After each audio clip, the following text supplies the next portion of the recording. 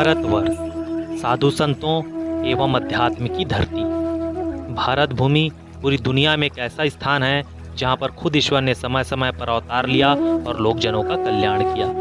स्वामी समर्थ महाराज भी उन्हीं ईश्वरीय शक्तियों में से एक थे जिन्होंने अपने भक्तों के सोए हुए चेतनाओं में अध्यात्म का बीज बोया और उनका कल्याण किया। ऐसा माना जाता है कि स्वामी समर्थ महाराज जी का जन्म ही मृत हो चुके समाज में अध्यात्म की नई क्रांति फूंकने के लिए हुआ था।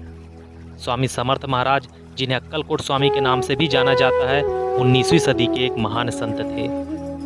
दिगंबर संत स्वामी समर्थ महाराज को उनके भक्त भगवान दत्तात्रेय का तीसरा अवतार मानते थे।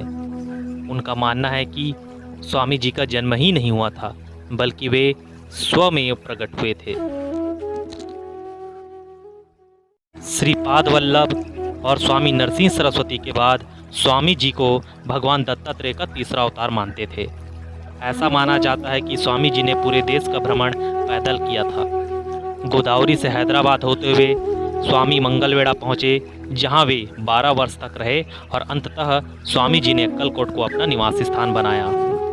बाबा के अनगिनत भक्त थे, जिनमें अक्कलकोट रियासत के शासक भी शामिल थे।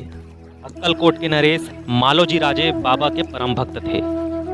जब उन्होंने स्वामी जी की महती सुनी तो पूरे गाजे बाजे और लौ लश्कर के साथ अपने शाही हाथी पर सवार होकर उनसे मिलने पहुंचे। स्वामी जी उनके इस दिखावे से खूब आहत हुए और बहुत नाराज हुए। उन्होंने नरेश से कहा कि किसी भी संत से मिलने के लिए इतना दिखावा उचित नहीं है। तुम्हारे जैसे राजा तो हम रोज बनाते हैं। तब अक्कलकोट नरेश मालोजी राजे को अपने किए पर बहुत पछतावा हुआ। उन्होंने स्वामी जी से क्षमा याचना की। उसके बाद जब भी वे स्वामी जी से मिलने आते तो पैदल ही आया करते थे।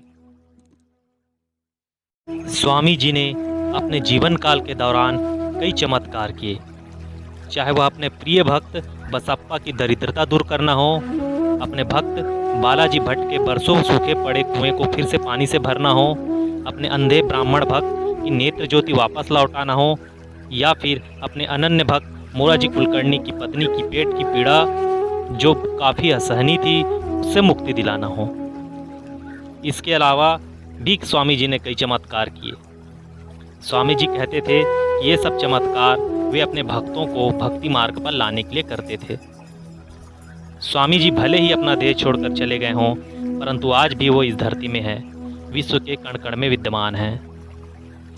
क्योंकि स्वामी जी स्वयं कहते थे कि देह छोड़ने के पश्चात भी वे कहीं नहीं जाएंगे, बल्कि यहीं रहेंगे, जिसकी अनुभूति आज भी स्वामी के भक्त करते हैं। जय स्वामी समर्थ महाराज।